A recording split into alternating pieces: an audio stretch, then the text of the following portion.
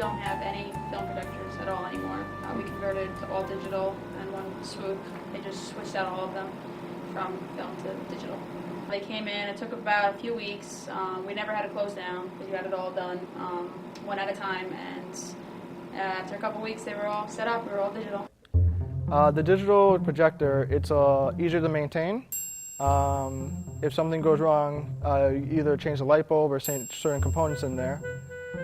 But with the 35mm projector, it was like taking care of a car. It is like taking care of a car. You have certain parts that could pop off any time that you would have to find the screws if they fall down. You have to the right screwdriver or Allen keys. You actually have to know the inside and out. And again, it's like learning a car. It's like working on a car. You have to oil it up, grease it up, make sure all the things fit properly.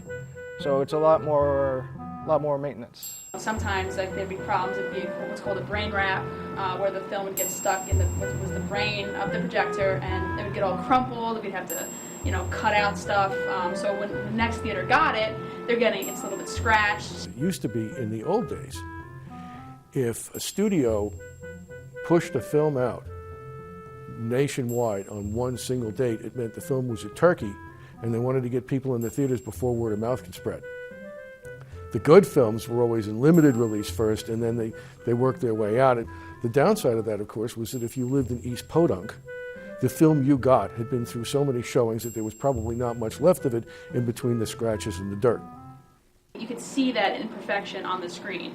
So, with digital, no matter how many theaters see it and how many times it's played, it's the same quality every time. But, computer problems are a lot more manageable than what it was before with the 35mm. To put it through the projector, you used to have to put it through so many, like little wheels and just put it through and get the lining right for the framing so it's perfect, and it had to go through the projector. And it would take, someone who could even do it really fast, it would take them about 5 minutes, to do that. So you had to be up there and make sure you did it before the movie had to start, and then you had to hit the start for it to play. Now, none of that. It's just a hard drive. You put it in a computer, it transfers the file, and then it's good to go. And you don't have to hit start. They start on their own. They end on their own. Once they're over, the lights come up. Like all of it goes on. It's all coding and everything. So everything runs itself up here now. I mean, we used to literally have someone just be in booth, a manager, all day. So now we don't need to do that. So it lets us be on the floor more and deal with customers. While I was working there, they were actually changing one of the IMAX film projectors to a digital projector, and that was the last film projector they had in the building. The rest were all digitals. So the one projectionist that was up there, they were going to move him down to concession, and he didn't want that. So they didn't have to pay for someone up there. All they had to do is have any floor manager go up there at the right time and press 3 buttons on a touch screen, and it just goes in place from there. The position of projectionist is disappearing. And I have witnessed that personally. I've had people knock on the door. I've had people come up and say, I'm a projectionist. Are you hiring? Nobody's hiring. Our jobs are going away. It's becoming a lost art form. But at the same time, there is this little, I don't know how to describe it, but it's something that you have with the film when you actually get your hands on it and you run through it and you just are watching it. And it's like, I had my hands on that. You're kind of a part of the movie at that point. So I lost that with the digital. Sony has loaned us the projectors because they are extremely expensive. And even though Regal is a $1 billion industry and we are a lucrative theater, especially ourselves, it's a few $100,000 for a projector. We have 11 projectors. Would have been a little bit steep, to make outright. The deal was with the exhibitors, what we'll do for every one of these things that you show in digital form, we'll put that digital print fee in the bank for you. And what we'll also do is we'll be the bank, so we'll lend you the money to buy those projectors, and you work it off by building up virtual print fee. The studio knows that right now they're going to have to keep, for the first few years, they're going to have to keep shelling out the money. They need to build that into the distribution costs. But it will be going to digital print fee, but down the road, all of that goes away, and meanwhile, they get the film projectors out of the theaters. Because they want everyone to go digital. The studios are really pushing for it. It is a better quality, and that's what they want.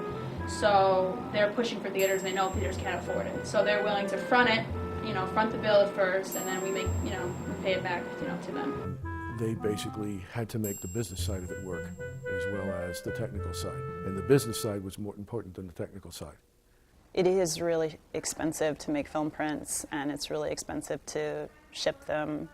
And as Sanya knows, they can play so many times, and then they get a lot of wear and tear, so you have to make a lot of versions of them. They were spending $7 billion a year to buy negative stock and print stock, mostly print stock. They were spending another $2 billion to turn that clean film into dirty film. In other words, they would put pictures on it. Then they were spending another $500 million to ship the prints around. And they were spending another $500 million on top of that for secure destruction of the prints, because once the exhibitions were done in the theater, they wanted to make sure those prints were not floating around. So they had to shred them, and that was done by a bonded shredding operation to ensure that it actually got done and one didn't end up getting lost somewhere on the side. So you're talking $10 billion a year turning nice clean film into dirty film and then shredding it. And it was kind of a waste. I think it started with Fox, but there have been, if it wasn't with them, there have been a few studios that have said we're not going to release film prints in 2013. Everybody's going to have to be able to project them digitally if they want our films.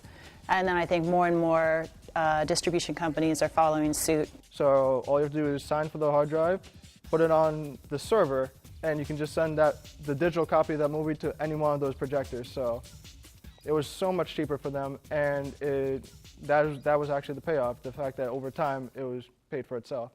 So for an art house, single screen movie theater like this, or a place that primarily shows on film, your choices of what you're going to be able to get to screen are going to become less and less and less, because companies aren't going to be spending the money to make film prints, or if they are, they're just going to make a couple to sit in an archive library.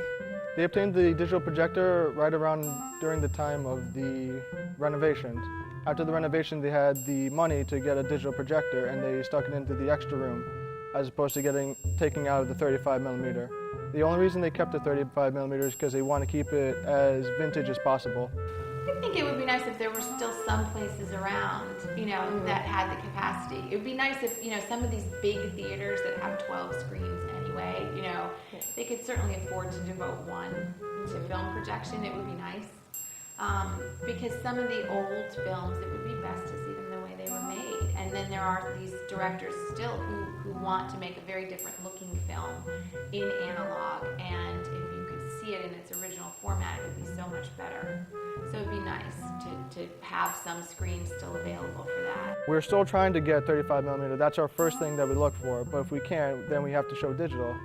And a lot of guests don't really realize that there's a difference. When they're watching it and they see so clear and crisp, they automatically think that it's 35 millimeter.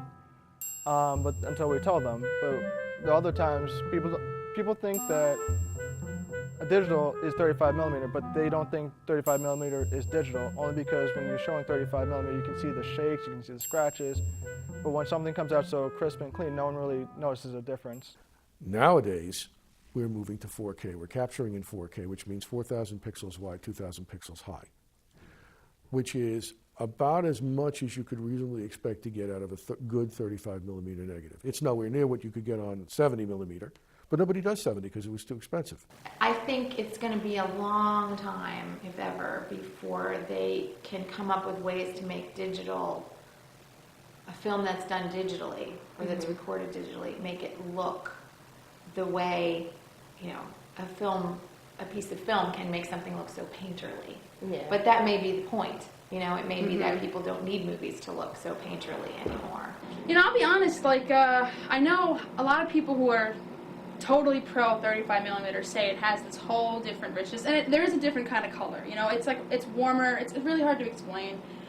The way the image gets burned into the chemicals is that it really is a pretty faithful copy of the light patterns that hit whatever's in front of the film. Yeah. So it burns into the chemicals, and therefore it's different than digital, because digital creates it does create a copy, but kind of by breaking you down into little pixels, Yeah. right? And analog film tends to look a lot smoother, and there are much better gradations of light and so on, because people aren't square. Built into the image, there's this depth. And you can see with the grain, you see that there's layers to the image, and there aren't those layers to the digital image. There, even just in the way that it's projected, it doesn't have the same effect on the people. And I think, so what it makes me think about is how an art form has a function in society, and that function is to be the conscience of the culture, to be able to reflect on where we are and where we're going. And if there's a lack of depth in the image, it makes me wonder how that art form then provides a context for people to question and to think deeply about the stories that we're telling. The difference really is not that dramatic.